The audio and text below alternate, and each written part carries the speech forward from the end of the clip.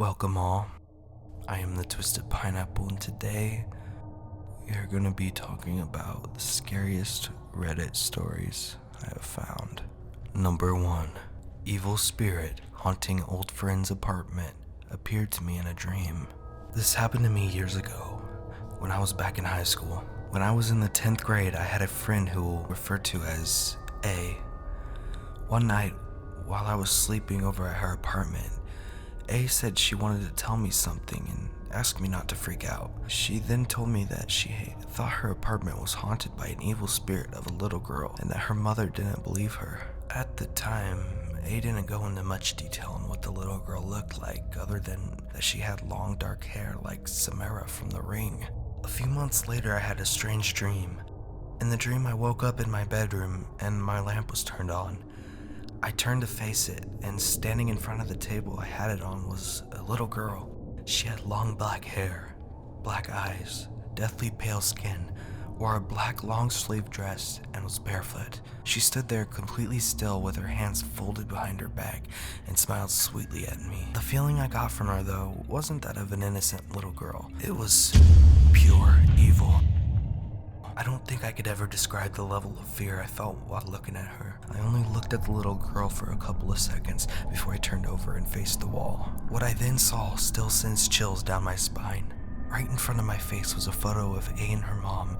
I had never seen her before projected on the wall. What made it terrifying was that A's eyes were blacked out. I then woke up still facing the wall. Sometime later, I was visiting A and she told me that she saw this little girl under her bed. I asked her to go into more detail on what she looked like, and it was exactly what I had seen in my dream.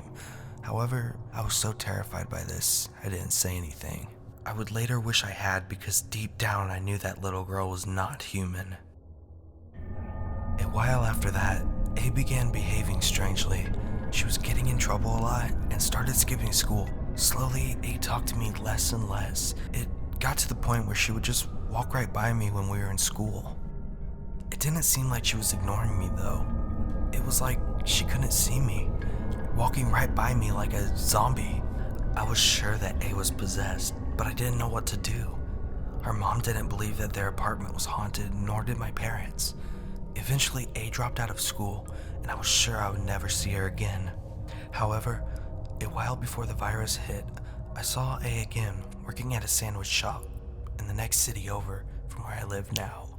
She was like she was back when we were in high school, not wanting to bring it up in public. I didn't mention anything about the spirit that haunted her in her mom's apartment. I haven't seen A since, and I'm not sure if I ever will. All I can say now is that I'm relieved that thing seems to have lost its hold on her. Next up, will you play with me? I'm bored. This is a long story, but good, and as true as 33 years of time-faded memory can allow. I like to think I remember it vividly. Background first. When I was in 2nd grade, my parents got divorced and my mom moved my 2 brothers, my sister, and I am the youngest, into a rental house. Looking back on it now that I am 41, it was a terrible place. The floors were uneven, the house was sided in roofing shingles, the stairs shook as you walked up, and the stove requires an external propane tank. There was also a dirt floor cellar with an awesome little hiding place under the stairs. Definitely a hell house. The stereotypical house for haunting. For 7 to 8-year-old me, though, it was awesome. It was also my first house that didn't have wheels. My newly single mom would go on dates every weekend and would leave me with my 15-year-old sister to babysit. As soon as my mom would leave, though, my sister would bolt to a party or boyfriend's house. My oldest brother was 20 and would only come home when the mood suited, and my other brother would likely go to a friend's house a few blocks away.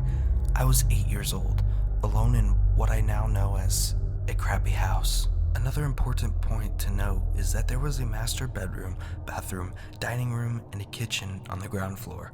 Upstairs, there were 3 rooms: my sister's room, my room that I shared with the middle brother, and the other room with a padlocked door. Now it's story time. I had always heard funny noises in the house, but my mom always told me it was just an old house, and my siblings never really paid attention. But one of these wonderful Fridays or Saturday nights, I was alone in the house and watching TV. I heard footsteps coming down the stairs and a child's giggle. I looked over at the stairs, and there was nothing there. I hear more footsteps. Nothing there. It's just an old house. More footsteps coming from the kitchen and down the stairs into the cellar.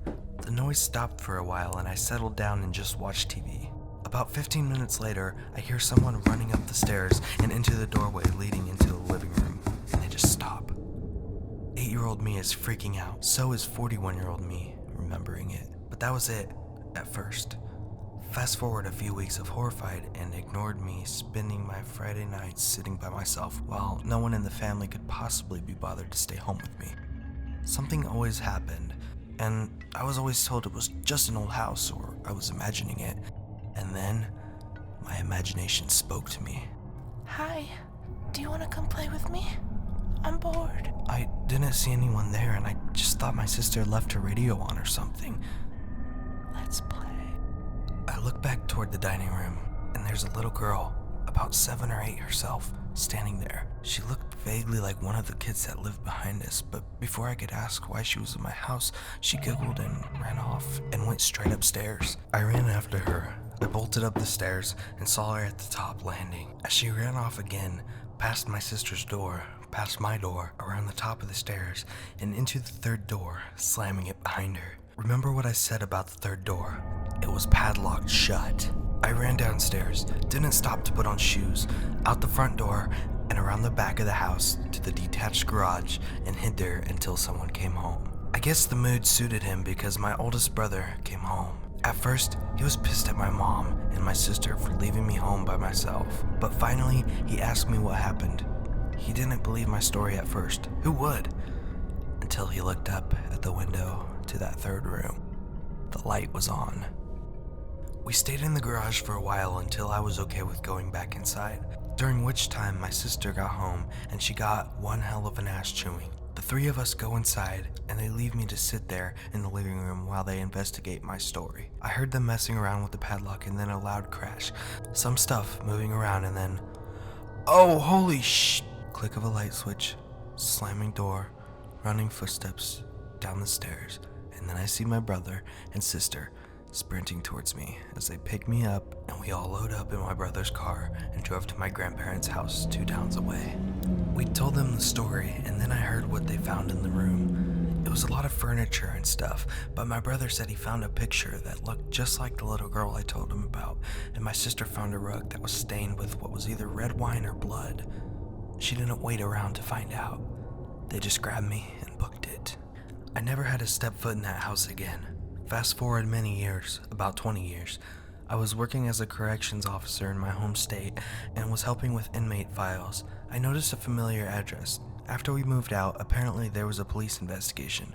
It was found that the family that owned the house suddenly just left for Arizona and rented out the house to subsidize income. The parents were arrested when the house was condemned and they had to get their stuff out, but they never did find the little girl until, in preparation for the demo, they were digging in the cellar in my little hiding spot under the stairs. What do you guys think of this story? Do you believe it, or is it just another story? Next up, ghost encounter I had when I was 16, and I now refuse to record myself while I sleep. While I was in junior high, the duplex my family lived in never felt right to me, especially mine and my little brother's room. In our room, we had our own beds with a TV against the opposite wall in between, and a closet in the far corner facing our beds. I had been waking up at night from hearing things in our room, but would never see anything. I think my brother was watching TV. We kept it on, but muted at night, since he's afraid of the dark. But he was always asleep, and the TV still muted, so I just go back to sleep.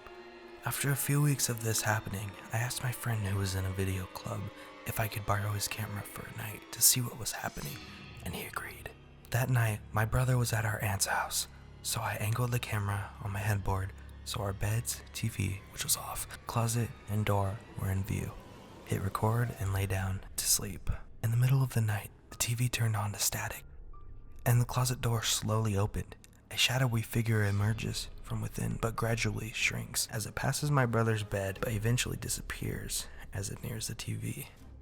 Up till this point, all was quiet, but then this faint laughter of a little girl can be heard as the static on the TV seemed to warp and slowly move into a horizontal line across the screen. As if following, something that passes in front of it. Afterwards, the laugh stops.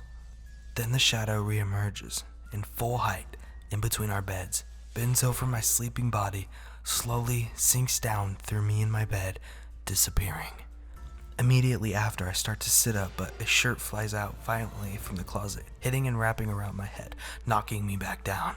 The last thing you see is me pry the shirt from my face and jump out of bed before the camera shuts off. The next day at school, my friend and I sit down to watch the video, and as you can imagine, I was terrified because I remembered nothing from last night. And to make things even more strange, the camera factory reset itself in the moment the video finished, and we found out the memory card was wiped completely. Even after only watching the clip once, it burned itself into my memory and still creeps me out thinking of what any of it could mean.